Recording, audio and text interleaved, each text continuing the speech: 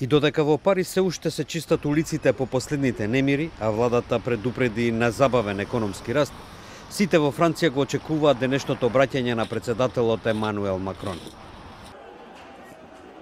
Веќе неколку викенди поред антивладиното движење, познато како жолти елеци, остава пустош во Париз и во други француски градови. Григорий Карај, собственик на две продавници за мебел во срцето на Париз, каде што повеќето објекти се оштетени, вели.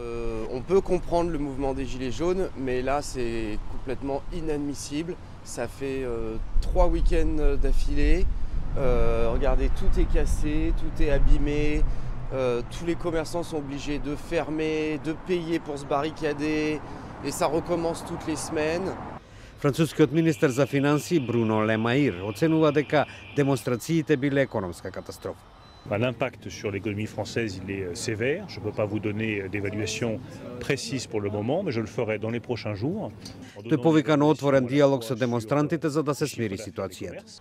Меѓутоа, најголем дел од лутината е насочена кон председателот Емануел Макрон поради неговите даночни реформи, што ги зголемија трошоците за живот.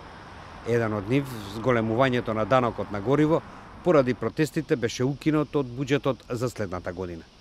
Но тоа не ги смири жолтите елеци, движењето кое спонтано настана преку социјалните мрежи и кое на 17 ноември почна најпрвин да протестира поради најавеното зголемување на даноците за гориво, што пак потоа се претвори во општо незадоволство со политиката на Макрон.